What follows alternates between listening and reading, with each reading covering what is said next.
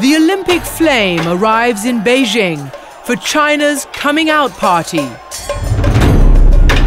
President Hu Jintao holds up the torch. But what a torturous route it has been. From San Francisco to London, as I speak, someone is trying to grab the torch. To Paris and beyond, every step of the way this party's been crashed by protesters, playing David to China's Goliath. And they are not alone. In Burma, ordinary monks stand up to one of the world's most brutal military regimes.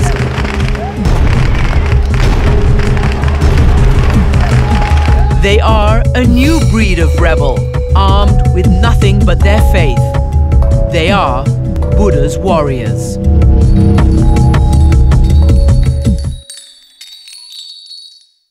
Throughout the Buddhist world, the religion's founder is depicted in a peaceful trance, apparently impervious to all our troubles and traumas.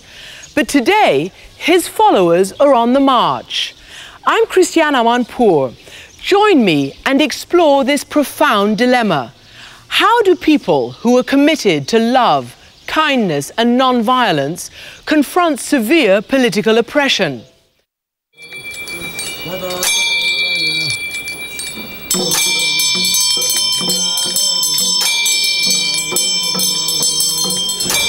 In March, I travelled to the heart of the Tibetan exile community in Dharamsala, India, where we heard these unlikely warriors were gearing up for an epic struggle. Hundreds of Buddhist monks have hiked across the Himalayas from Tibet, and thousands more have come from monasteries in India to hear the Dalai Lama teach. Are you going to see the Dalai Lama? Yeah? You looking forward? Yeah. Yes? To his followers, the Dalai Lama is the 14th reincarnation of a long line of holy monks who had ruled Tibet for centuries. Their religion was founded in ancient India by a spiritual teacher known as Buddha. For these true believers, the Dalai Lama is the human manifestation of one of the most popular Buddhist deities, the Buddha of compassion. So the Dalai Lama's devoted flock have come bearing good wishes and precious gifts. Butter lamps, carpets, scriptures, brocades, all their precious belongings. And they get just a little glimpse of the Dalai Lama.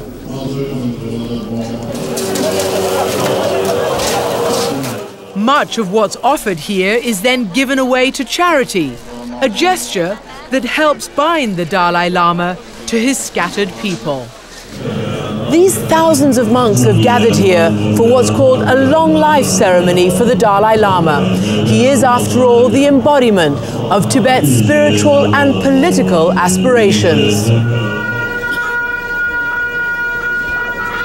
Today we have seen people who have really revered you. Their faces, people are crying. Are you the reincarnation of the Buddha of compassion? If you ask me whether I'm reincarnation or say some higher being, like some Buddha or like that, then I will say no. Can you explain what you are? I'm firstly human being. Yep. There's no doubt, 100% sure. Then, second, I'm simple Buddhist monk. He's not so simple, of course. Like the 13 Dalai Lamas before him, he's been at the center of the struggle for control of Tibet. For hundreds of years, the Dalai Lamas have wielded spiritual and sometimes political power, as long as they acknowledged Imperial China as their ultimate master. The collapse of China's last dynasty disrupted that pattern, and for almost 40 years, Tibet ruled itself. But in 1950, shortly after Chinese communist forces triumphed, they invaded Tibet, to reassert their ancient claim. For 9 years, the Dalai Lama lived under communist rule until the people rebelled and he fled on horseback to India, across the Himalayas. Around 10 p.m., I left, disguised as a soldier, one rifle, and then the next few hours, very dangerous. The Dalai Lama escaped, but Tibet's Buddhist culture did not. During Chairman Mao's infamous Cultural Revolution, Red Guards smashed temples and traditions all across China. Tibetans say 6,000 of their monasteries were obliterated. Only 13 were left standing.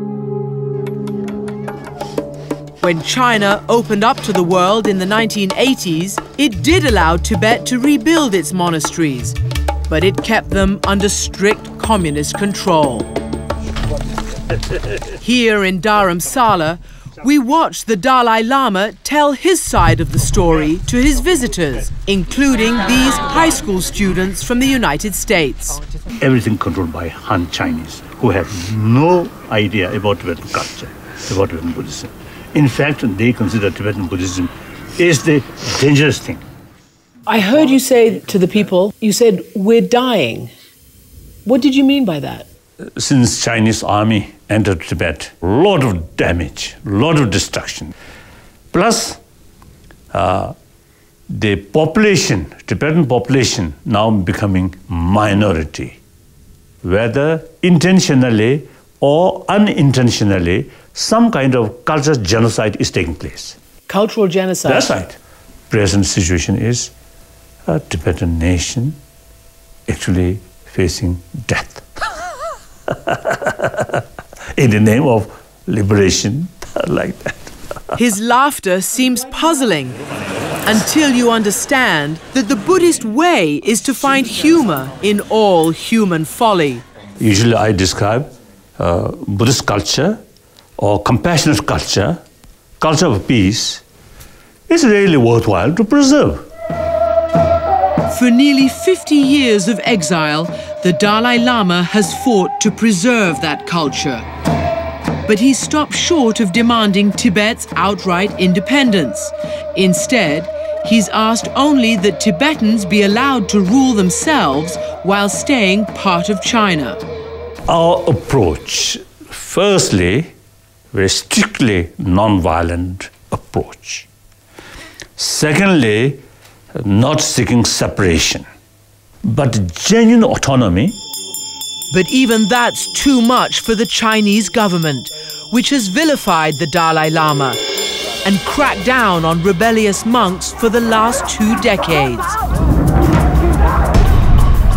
Monks have been forced to swear allegiance to China and denounce the Dalai Lama. And many, like Nawang Dispel, refused. He spent 7 years in prison before escaping here to Dharamsala. We shouted, "Independence for Tibet! Chinese go home! Long live the Dalai Lama!" What did they do? On the way to prison, they beat me on the head and I began bleeding so badly. My shoes filled up with blood. The Chinese government refused our repeated requests for an interview or to let us see what's happening in Tibet. Why is it that the Buddhist monks in Tibet take such a risk and pay such a heavy price for being basically politically active? Because we can't practice our religion, they force us to denounce our spiritual guide, the Dalai Lama. Our monasteries are surrounded by the Chinese army, and inside there are spies and officials who make us attend political meetings. If the young monks don't protest soon, there'll be nothing left. And protest is exactly what many young Tibetan monks are doing. When we return, the Dalai Lama confronts his unruly flock.